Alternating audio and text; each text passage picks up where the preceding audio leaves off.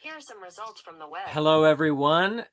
My name is Rulon Brown from Key Leaves, and today I am thrilled to be chatting with Nicole Johänntgen. Nicole is coming to us live from Zurich, and she's from Southwest Germany, but now currently living in Zurich. She has more than a dozen albums. She's worked with some wonderful groups all across Europe. She is recently been doing some really fantastic solo saxophone work, and we're going to get into discussing how she approaches playing the saxophone solo. And she's also the founder of SOFIA, which is a organization dedicated to championing the voice of women in music. And she is fantastic, and we're glad that she's here. Key Leaves artist Nicole Johänntgen, thank you for joining me today. Thank you, Roland. Thank you for inviting me. Okay. So if you're just tuning in, please join us on Facebook Live and YouTube Live. You can ask questions in the chat on either platform, and we'll be responding to live questions. But we're gonna jump right into it right now. Nicole, right before we went live here, Nicole, you were telling me that yesterday you spent time in Gotthard and in a church with 10 seconds of reverb delay in this old church, and you recorded a live solo album there. Can you talk about, maybe that project and get us into a little bit how you're approaching solo work these days? I talk in a special way, okay? Okay.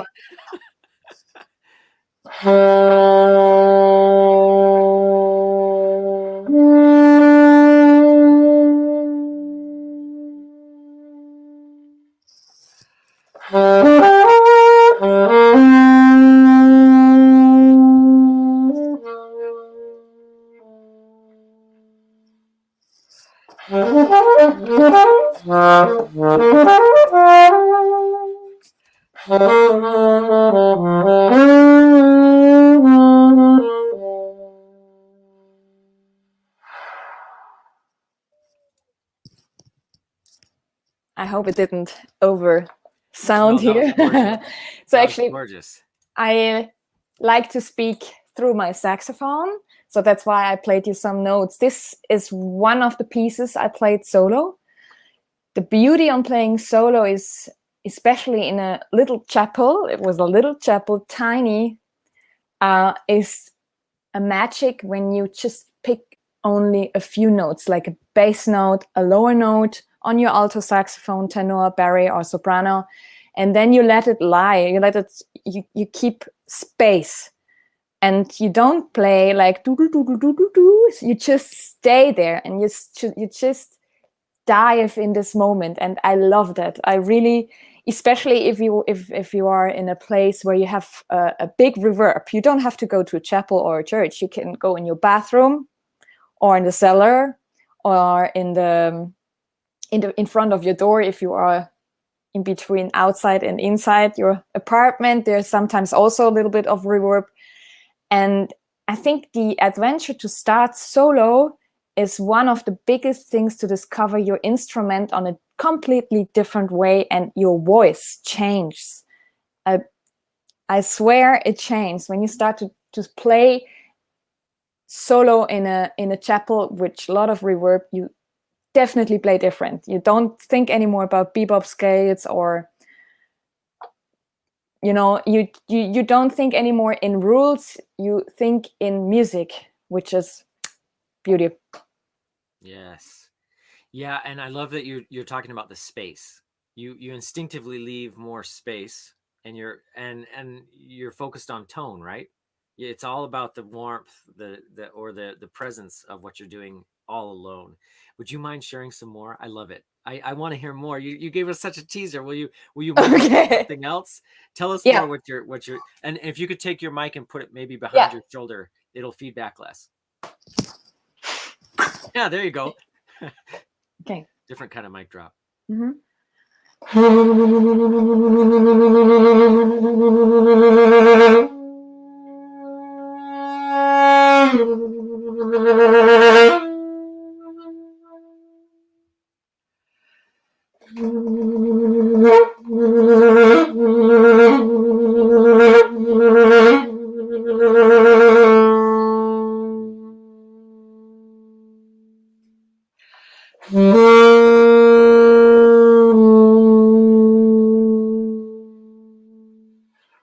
Yeah,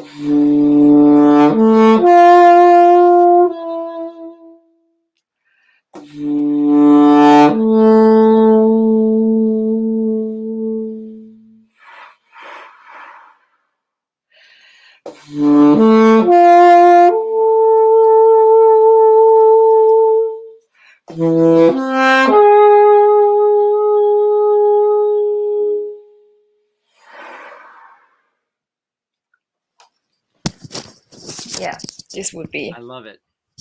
Beautiful sound. Thanks. Beautiful sound. And then you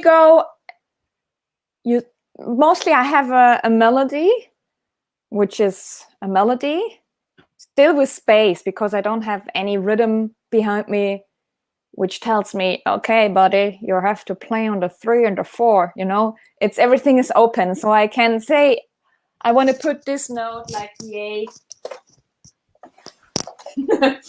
Like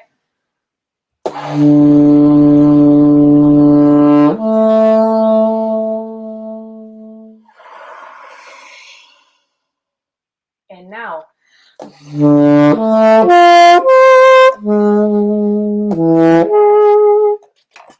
it's almost classical sometimes. Yeah. Well, and, So and you're carrying me along with the space too. The space becomes just as important as the sound.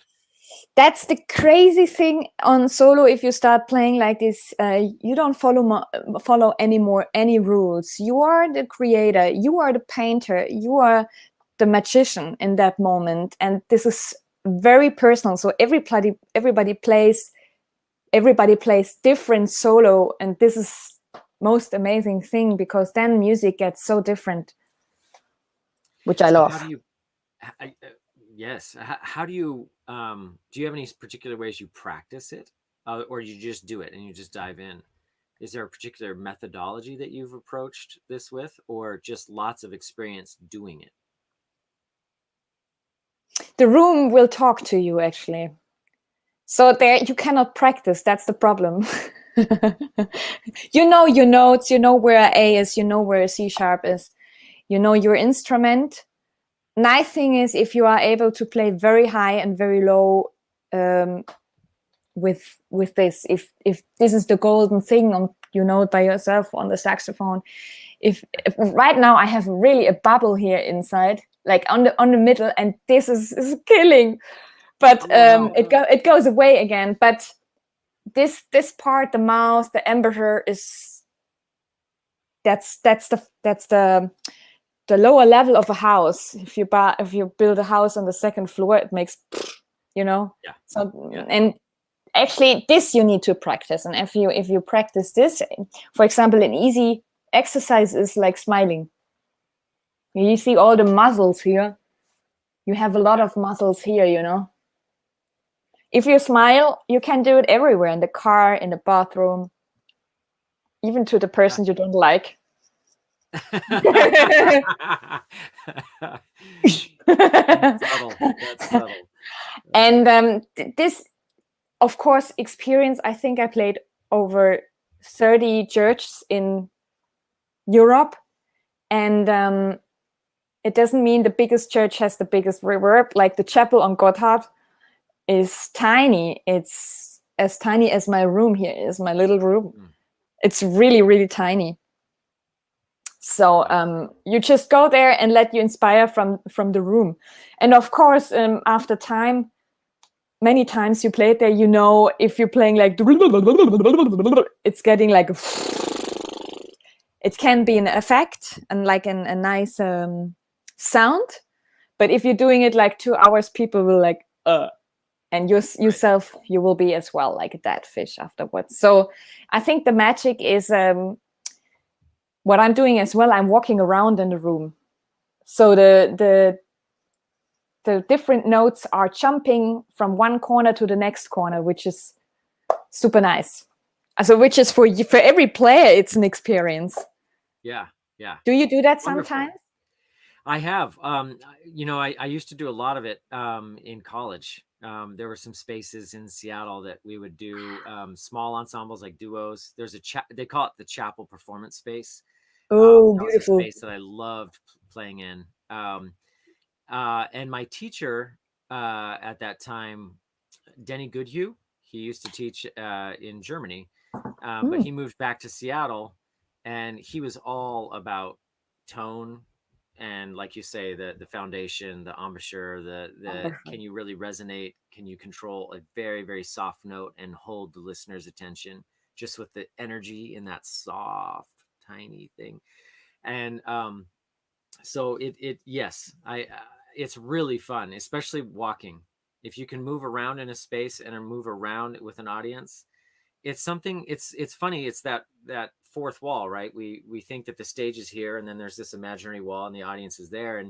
And when you're playing solo, or when you're playing in a small experimental setting, you can move and interact with the audience so beautifully. And I think I'm excited to hear your album, because the stuff I've seen of you playing on video, you clearly have that kind of I don't like fearless, kind of carefree. The boundaries are not sacred like that. It's more about the human audience connection. Clearly, when you play, so I'm excited to hear that project. Let me ask you. Is actually good. Sorry, yeah, sacred is a good word. Sacred is a good word because it was not allowed to play in a church for saxophonists. Saxophonist was the devil instrument, So we're going back now in a church. We go back into this sacred rooms, in this cathedral, in this vibe. And what I have to say, I never combine it with words. So my solos are never longer than maximum 30 minutes. I talk in the beginning. I say, hey, now this is a concert of 30 minutes, no break, no talk. And it takes me a long time that I go after the concerts to the audience, because I feel so naked. I feel so grounded, naked, but as well like in a space. Yeah, you're in a space without tracks. That's the magic on music. It's a healthy drug. You don't take any pill, but you take the music, and the music brings you somewhere. You go to places, right? And then it's hard as a musician, by yourself, after a great gig, after an experience where you drifting away in your mind, you go back to the audience and hi. It takes time then, like at least 10 minutes. You need to cool down. Okay, now I'm back on the normal earth. Oh, that's great. Yeah, you asked me, have I done anything in churches or done walking around like that?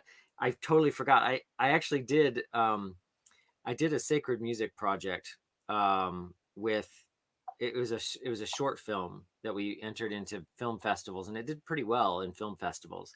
And it was my experience as a sax player trying to play in church and not being allowed because it's not holy, it's not sacred. And then finding, gospel choirs that would let me, and then going back to my home church at the time that wouldn't. I'm not religious anymore, but at the time this meant a great deal to me. This was a spiritual outlet for me. Wow.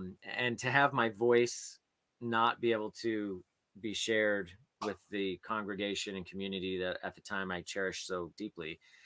So I actually made kind of a quiet protest movie about it. It's me with hair. It's old, but it's there. And I want to see this. I'll Please send share you. it. Yeah, just Google Rulon Brown. What did I call this thing? Sanctuary, I think is what I called it. Rulon Brown Sanctuary. Anyway, it's a small short film. It was fun.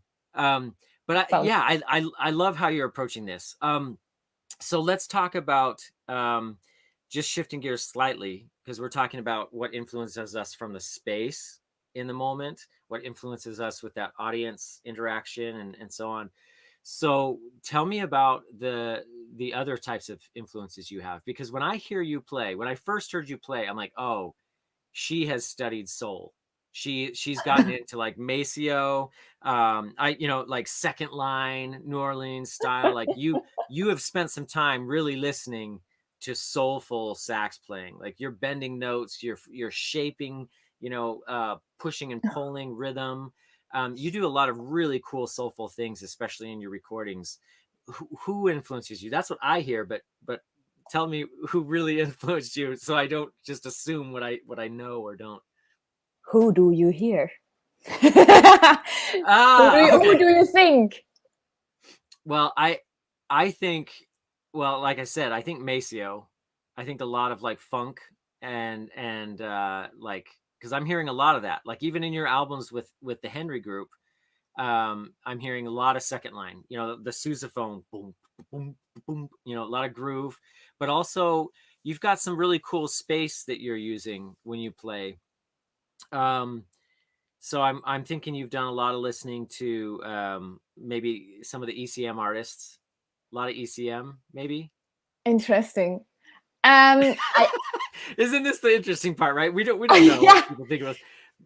So there's, if I tell you the order of the saxophonists I was listening, then I discovered through my brother, because my brother called me in the living room. He said, "Hey, come on, Nicole." I just at that time I played a little bit piano, and then he said, "Come down, I want to show you a female sax player. Please check her out." And it was Candy Dalfer. Maybe you know cool. her, a Dutch funk saxophonist. And then pretty soon, and in parallel, I was listening to Eric Marienthal. Yeah. Cool. And then, of course, Maceo Parker and David Sanborn. Yes. Actually, David Sanborn signed me on my horn, but it's already gone. He signed me with a pen. It's already gone. But anyway, he did it. So these four saxophonists. He blessed your instrument. Yeah, he was signing it. David Sanborn. Oh, really? I can sign your saxophone? It was funny. It was like these four, and then pretty soon I played in a big band. That was 1 year later. So I heard in the first year that like these four saxophonists, and I liked at that time. I liked very the groove. Yeah. And this is like, I love it, you know. It's like it's cool playing, you know. And I like the space. I like this just the coolness in the funk, like feeling the rhythm strongly, but give space and give the rhythm. That's what I like actually when we are playing with the band together. That everybody has a voice, and that we connect to each other, but we let space and we let talk to people. You know, you listen, you talk, you listen, you talk. And then when I started in the big band, I listened a lot, super a lot, Cannonball Adderley. So he's He's on my definitely. He's on my highest point. Great. On alto, on soprano, it is Coltrane. Oh. And yes, so for me, soprano and alto are completely different voices. So I have another sound on alto than on the soprano.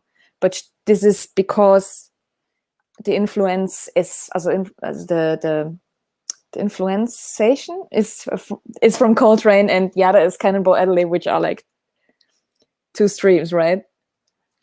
Yeah, but of course related.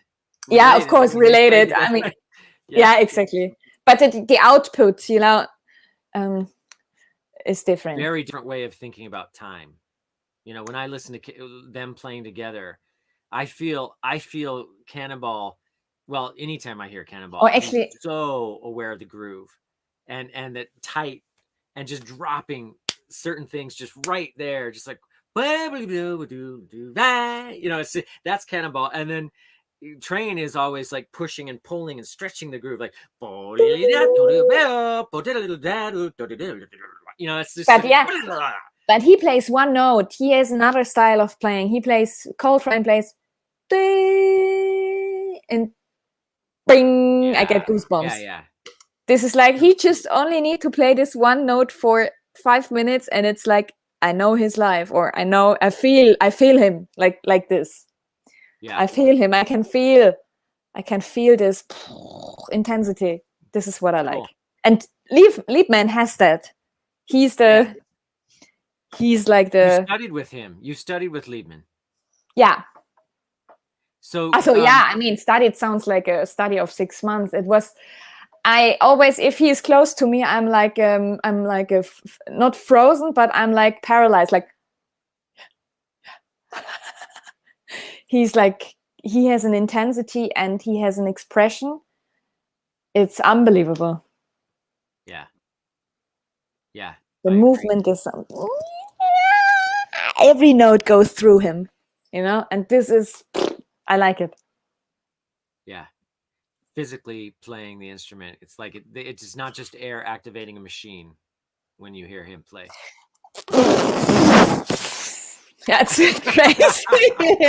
No, it's crazy. I mean, this expression behind it, I love it. I mean, music is always taste. It's for me like, yeah, heaven. Cool. But So, two different streams.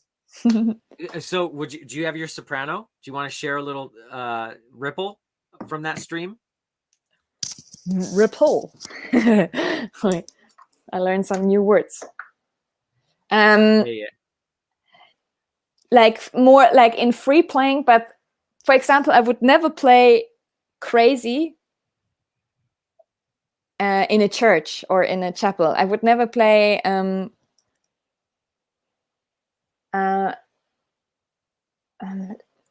how can I say? I make here a sound example, but has nothing to do with my solo playing in a church. Okay? Okay, sure.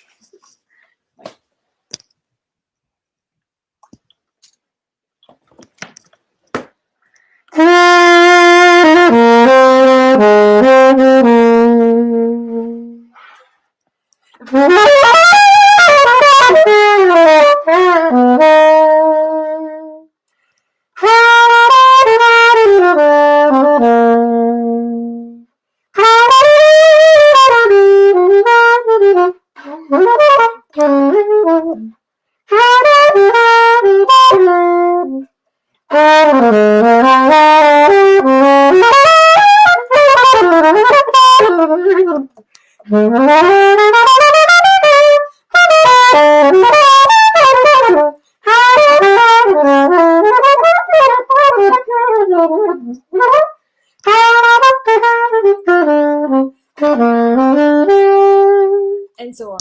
So mostly everybody knows this song. I just make a quick example. This you can take everywhere. I love that song playing with a band and going somewhere.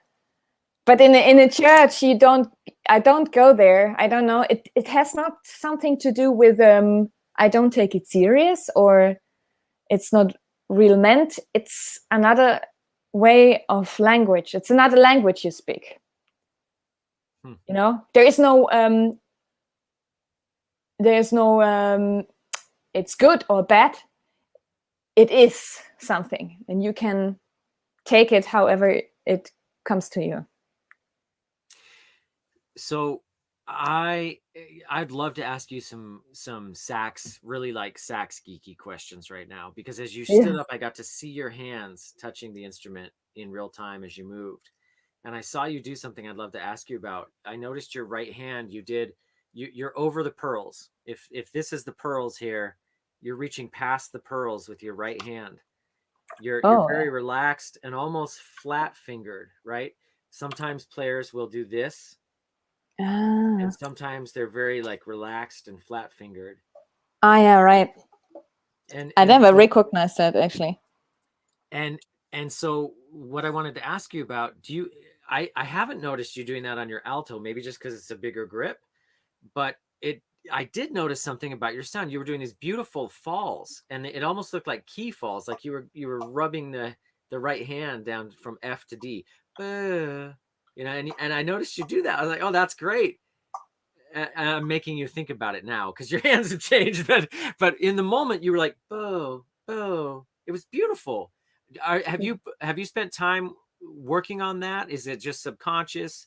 Do you find yourself feeling and touching the instrument differently between soprano and alto? This is a very good question. Wait.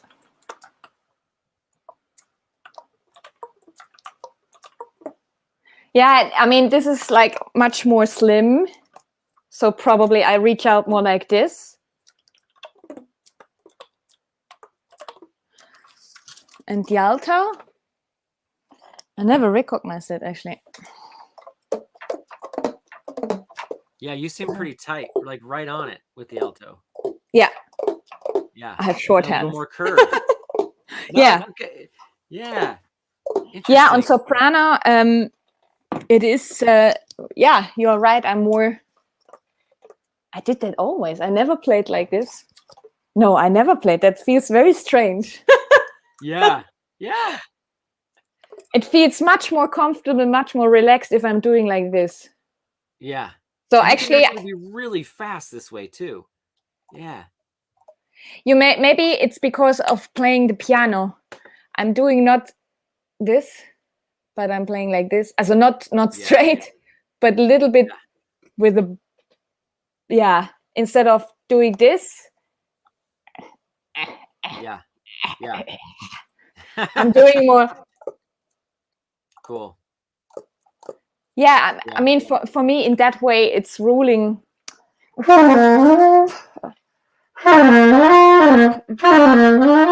it's different. Exactly. It feels more like not natural if I'm doing this. Okay. Yeah. Cool. Well, you sound beautiful on soprano. This is you play Mark 6s, yeah? That's like late 60s, early 70s, Mark 6 soprano? Yeah. This is I think 73, and the alto is 63, I think. Something like I've got that. a 64 alto I love. Yeah, cool. And so what kind of mouthpieces are you using? Let's sax geek out here. What is Yeah. So soprano, I'm using a Yanagisawa 6, I think. And with the ligature Selma, old broken ligature. Right on. It's not. Oh, it's broken on the front. Yeah. And my it's father was. Band. It's not a 2-band. It's a 1-band now. Yeah, exactly. And with this is Selma, and then with the 2M D'Addario woodwinds reed. Oh, okay, cool. And from time to time, I'm moving the reed. It's not in the middle. It's a little bit left. It's a little bit right. Wow, tell me about that. Yeah, because sometimes the sound is more softer if I'm turning it more right instead of as a minimum, really just a minimum. But the effect, like if I'm doing this now, it still works because it's a new reed. Like, okay, if I'm putting it more right, I make it now in an extreme way. If I'm doing it in the middle, normal, it's a minimum of difference. You probably cannot hear it.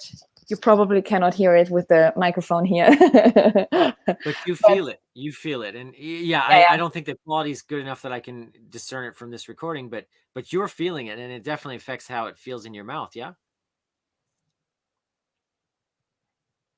It affects more in the way that I hear myself. If there is like, I have the tendency that if the reed is too soft, I sound more crispy, like zzz, like a soprano sax sound.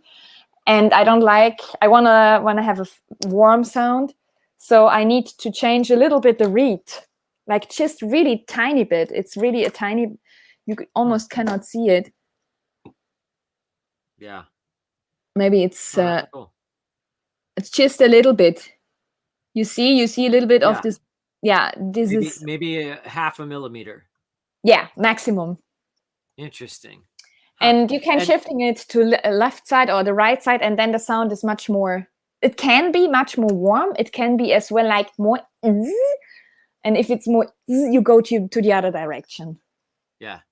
And sometimes it's just good if you put it in the middle. Nicole, you just did something with the slap tongue. Was that a slap tongue? Yeah. And you are I read you're really digging into beatbox saxophone. Yes. So that slap tongue didn't seem to move your embouchure much. You were just. Can you show us a little bit of this and how you're approaching this? Okay. Because personally, I can't do it. I've been trying, and I cannot figure out how to slap tongue clean. At best, I get a dirty, muffled, junky slap tongue sound. I take the computer a little bit more closer. Yeah. Okay. Okay. You see this? Yeah. This is close. Actually, the first thing what you can do, the easiest slap thing is, I call it plop. You make like a hard, no, this is a soft P, a hard P. Make, yeah. So there we go.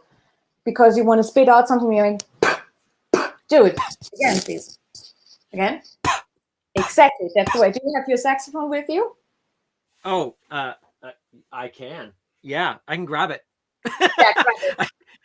Oh, okay. All right. I'll grab it. I'll be right back. Yeah. So I tell a little bit more. So that's the first thing. If you say a very short, strong, lots of people make almost to a B. Really strong. And if you say this powerful, you have really like, almost like, then you take your saxophone and you do, and you sound like a chicken. That's normal in the beginning. If you don't push any key, so if you just blow into your saxophone, it's like, you just open the mouth very quick. That's the point. You need to open very, very quick the mouth. Yeah, that's the first thing. Open the mouth very quick and go back. As there would be something like a spider comes out of the saxophone. And then it sounds much better if you push the low C. Yeah. And then you make, use an old reed. Old soft reed. Yeah. Okay. Because you will break some reeds then. So that's the first thing, actually. So you can push the C, the G, the E, any key you would like. The more lower you go, the more powerful it is. Like, look.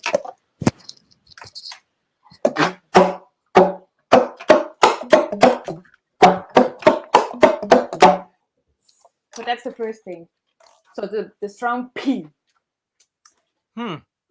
This is different than what I've learned in the past. I thought it was a suction on the tip of the tongue. This is the second. That's why I said okay. the first is like a plop. The first thing is like a plop. We always need, also that's, I learned like this, I need always to have like a positive side effect to grow or to go on with some stuff, right? So the first easy one is this. So if I'm playing,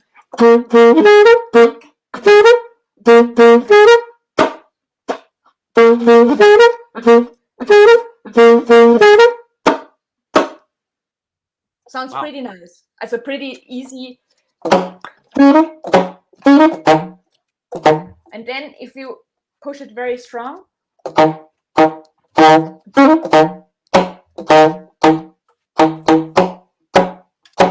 so this is the first thing. All right. Or if you're playing like a funky melody.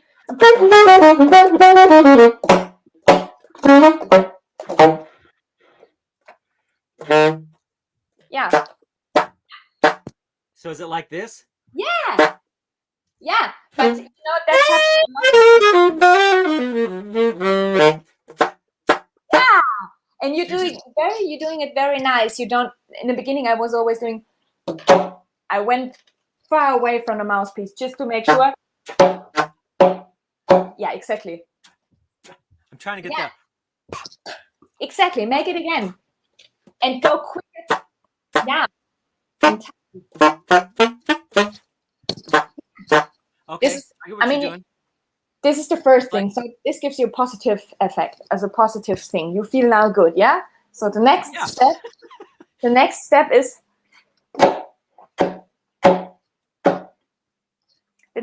actually with the reed. And that's the suction? That's the suction thing. You can suck it. You can well, if I go way deep on the mouthpiece. Yeah. This is the beginning. Yeah, you should keep on doing that. I can get if you listen careful. You hear that? Yeah, exactly. So But actually, I can't get the suction closer to a normal embouchure. that's you need to go on with that. It takes a little bit of time. Wait. Do you blow air out as you suck in, or do you just suck? Do you just slap the reed like that? Also in the beginning, if I blow, I make.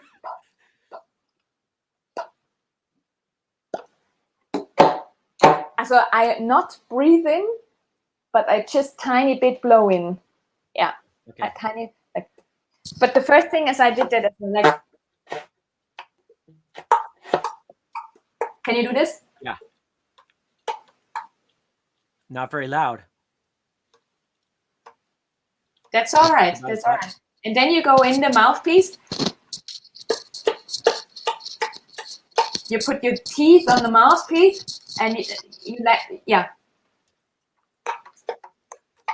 And then it was, in my case, it was still very soft, and it didn't sound like other people who were doing the beatboxing incredibly good. And I was like, oh my God, how long does that take? I want to do it. I know, right? That's where I'm at. I've been trying this for 3 years, and I can't seem to get it musical. It's horrible.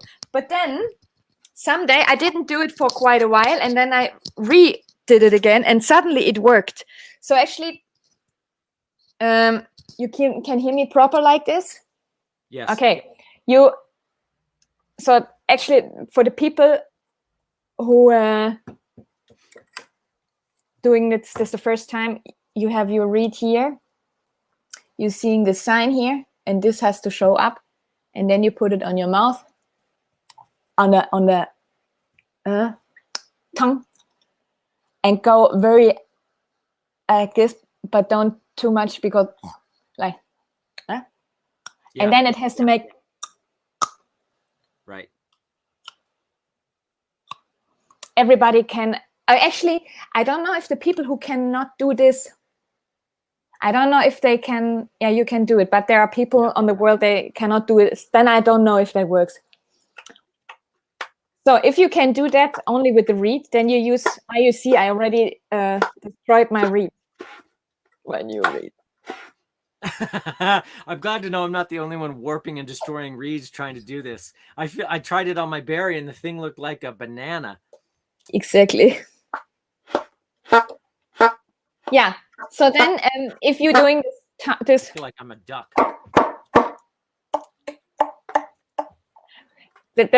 Yeah, exactly. When you have it like this, you take the mouthpiece more in the mouth, and then you close the lips, and you're trying to make this ding ding.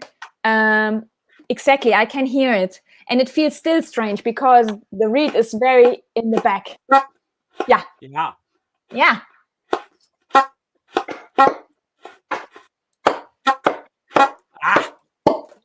You do it so musical, and I feel like every now and then I'll just get something. Now, in the beginning, it's here. As very much in the back of the tongue. In the beginning, very much in the back. But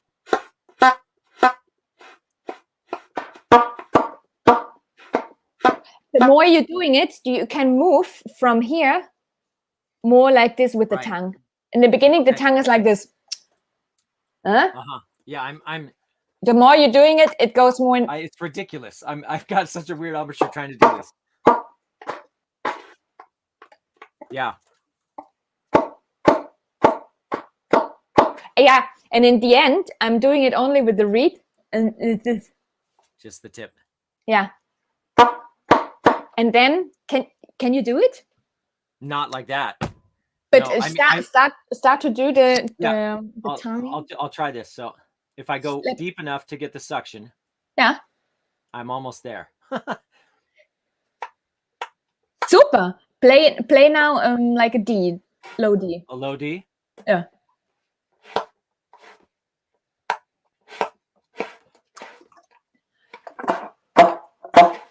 Now do like I just don't know if I'm supposed to blow air. Yeah, blow air, yeah. Just like a as I do it. Yeah. No.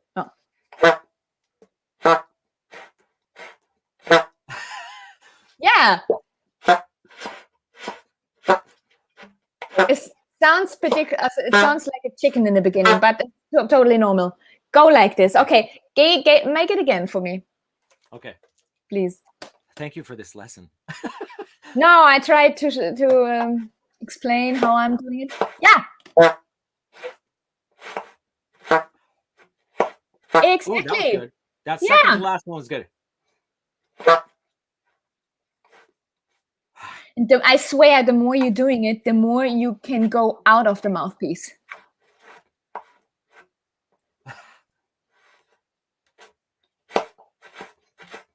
With tone, two.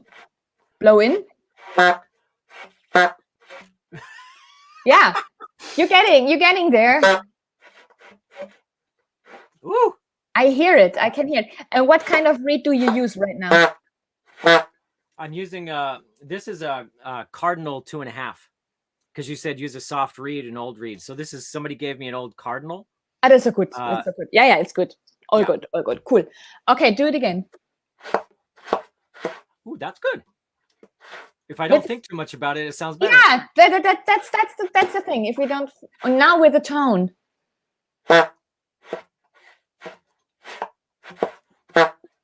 It is just like something at the back of the throat. You're not really blowing air. You're just like resonating.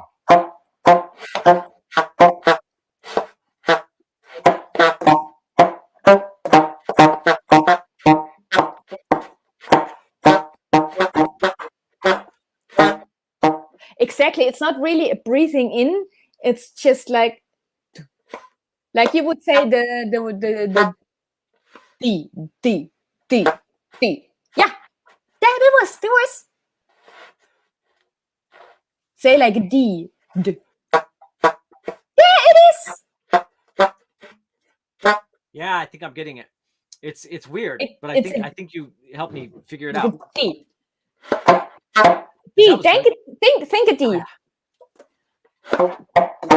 And go to the B flat. Go to the B flat and make a D. Yeah. There it is. Yeah. Super. I should try this on Barry then, because the lower notes are easier. Yeah, I have to tell you, this maybe I should have told you before. The lower the instrument, the more easier it is. Okay. Well, no, the alto's my favorite. I love playing alto. So thank you so much. Wow. I've been working on this. I've been taking private lessons with Emma McPhillamy, but she's about to go on tour. So I've been working on it, and she's taught me some of the things you're teaching me, but the P thing that you said, that's the first one. Exactly. Yeah, exactly. That's it. That's it. Yeah, I think I get that. It's this suction part. But I made progress today, thanks to you. Thank you so much. I appreciate it. I mean, the plops or this beat can be so different. Like the plop, like ba, ba, ba, that's the easiest. And then the other one is the tongue. And then if you got that to a good point, there are like 2 ways of tonguing, and this is the craziest thing. Like.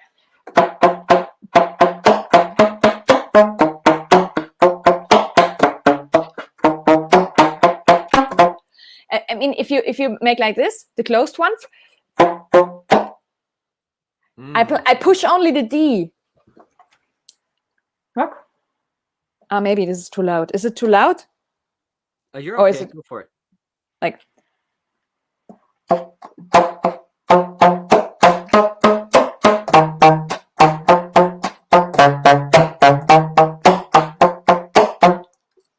I only play D, D, E, F, F, D, C, C. And there's a difference. There are 2 notes, like if I'm closing it and if I open it, like that's both. I don't change my, wait, I have to see.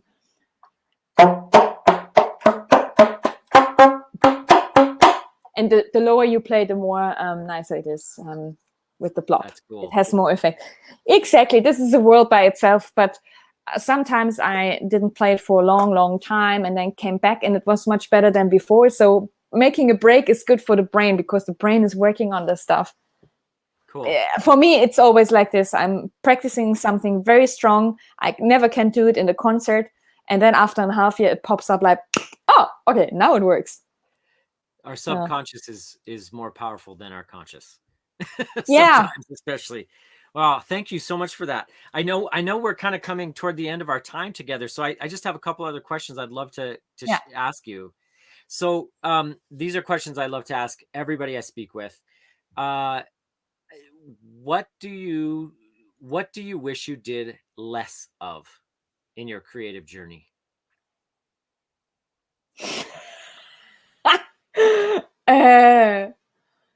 Less of.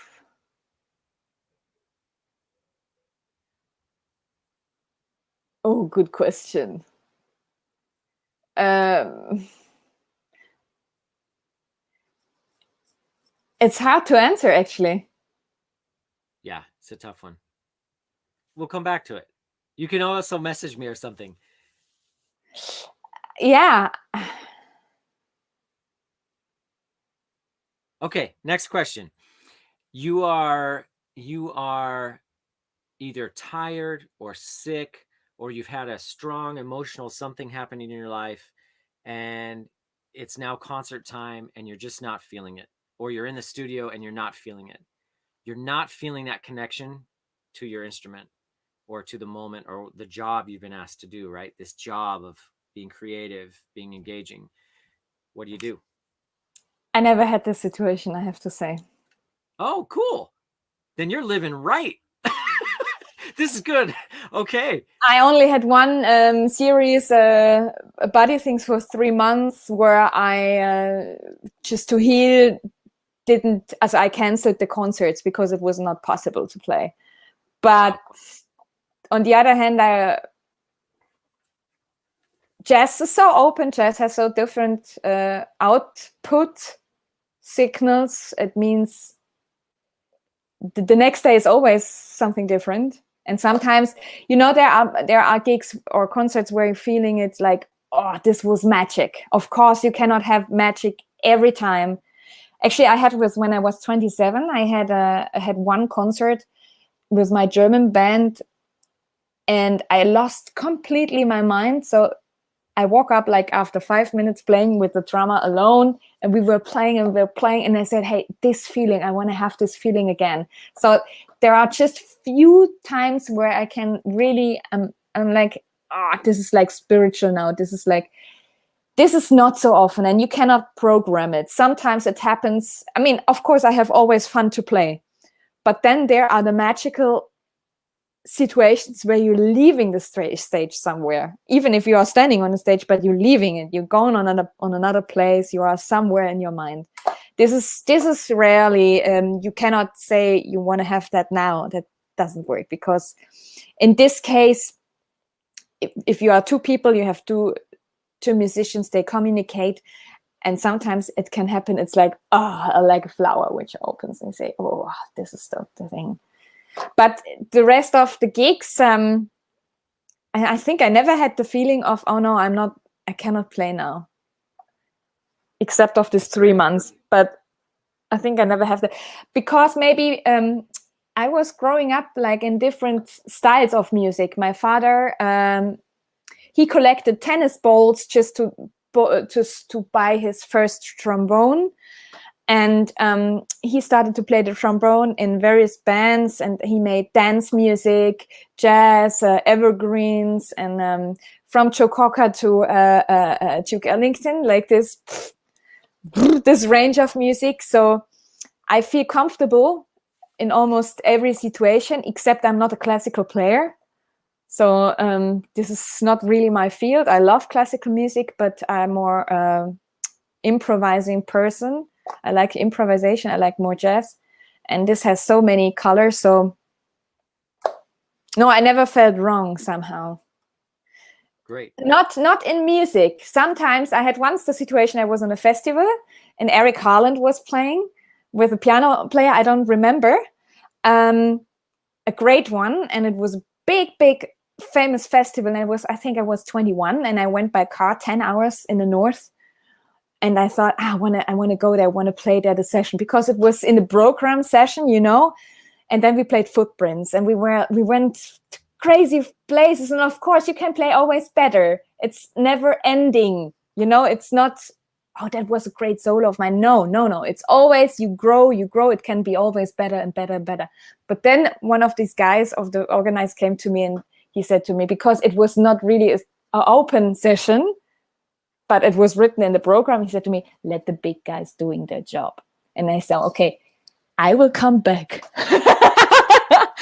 So I played this one song. Eric came to me and said, hey, it was cool and we had fun. And this is all about music. You shouldn't judge. You just have should have a good time. And of course, maybe there's a note which is like itchy, but then you go in the next note, which is half note higher or a quarter note higher or whatever, and then it's all right again, you know. And this made me moving, and I was already like a couple of times back on this festival, so I didn't give up. So that was the only thing where I felt not really in a good place, because people talk, but not music wise. That's great. And once I was so nervous playing in front of Dave Liebman. So he said to me, Nicole, breathe, don't hold it back, breathe. So when I was very, very, very, how do you say, nervous? It's of course clear you make like his, and then you play the soprano, and then it sounds like very, you know, that happened. So he said, breathe. And then at that moment I opened up again. So this is more what happens. So when I'm nervous, that especially if you're playing in front of Dave Liebman, it makes breathe. Cool. It's only push the button, and then everything was all right. So that was the only thing. Yeah. Great. So I think we've covered just a ton of ground here. We've talked about your influences. We've talked about how you approach solo playing. We've talked about some of the things that inspire you, about your voice with the two saxes, alto and soprano, being two different sides of your voice, and how you approach them physically, how you approach them kind of, I guess, spiritually. They're two different sides, right? I love it. And so as we kind of wind down, can you tell us, you just recorded the album Henry, is it Henry III or Henry the Third? I didn't know. Henry III. Henry III. Okay. Yeah. So I really dug this band. Like I was listening a ton online. Okay. If you don't know, folks who are listening, sousaphone, trombone, drums, and Nicole just killing it on saxes. And it's this really nice band. And so you've got 3 albums with Henry. And that's your newest album, right? Henry III. Yeah. Yeah. And then you've got the solo album coming out in the tiny church with 10-second delay. I'm excited to hear this. So what else should we be what's on the horizon going into the new age with Nicole? You know, I cannot say this is now the thing. It's like, maybe because I was growing up like this, and I always felt like in being a professional artist, like I have to decide me for one way. And because all my friends doing this, you know, they have one way, they go for one way, they are this and that, and looks like this and that and this. And I couldn't do. So far until now, I'm not able to do this. I still have the joy of playing so many kind of music styles, and it's it would be a pity for me if I say now I only want to do solo. I only want to do now only the Henry band. It keeps me fresh. It keeps me moving. It keeps my mind fresh. It keeps growing. Like, for example, today I never played a rehearsal with only 5/4 or 7/4 or 11/4 bass. Always I played more the 4/4, 6/4, 3/4, the normal ones, yeah. But today I played with the Schweizer Örgeli, which is like a accordion but very tiny, Schweizer Örgeli, and it was so beautiful music. Albin Brun is his name, super nice composer, and he played. But was like I went out of the comfort zone, and that's the magical word. If that was the magic word for me. If I'm going out of comfort zone, I grow. An Indonesian organizer of a festival told me once, I was there and played in Indonesia at the Gunung Jazz Festival, beautiful place. And he said to me, if you want to grow, you have to go out of the comfort zone. And I did. Half a year later, I won the scholarship for New York, and I went to New York, and then I went to New Orleans, and from New Orleans is my band. Oh, so you didn't mention that earlier. You didn't say you spent time in New Orleans. I kept saying, I'm hearing second line, I'm hearing New Orleans in your sound, and you're saying, oh, Candy Dolfer, Eric Marienthal, but now you're saying, oh yeah, I lived in New Orleans. I went to New Orleans. But I was just 1 week. I was 5 months in New York, but 1 week in New Orleans. And 1 week in New Orleans is all it takes. Yes, if you go there, this is the place. Exactly. Yeah, yeah. And I met my musicians where we played the first Henry, the second, and the third. I met them first in the studio. I never met them before. So I sent them the music. We played it in the studio, 7 songs in 3 hours. We didn't never play before. That was magic. So, and that my husband said to me, hey, you have to take them to Europe.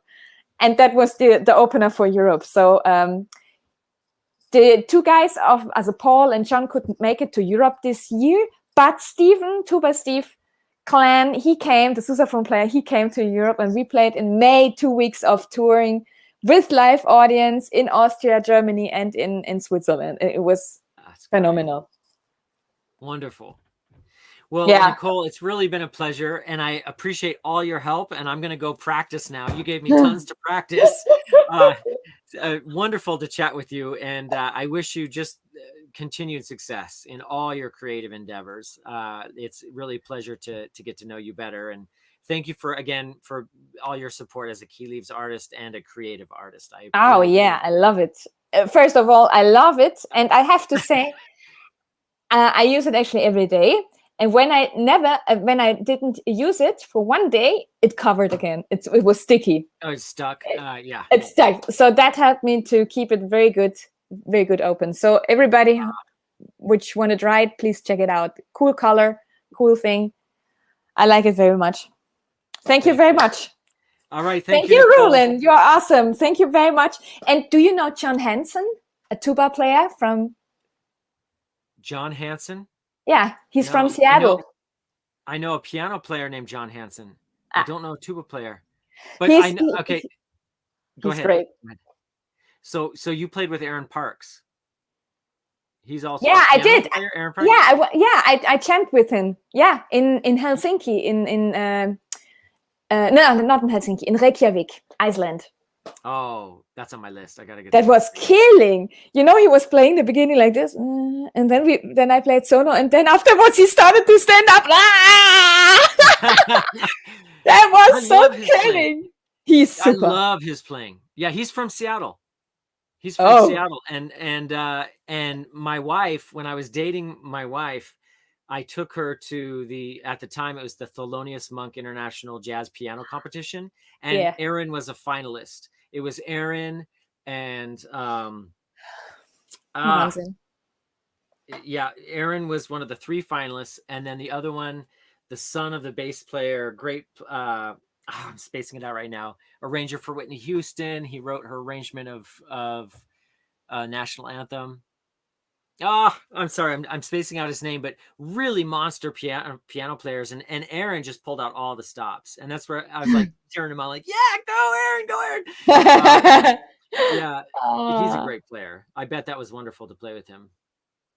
Unbelievable. This is the energy I want to have. This is the energy.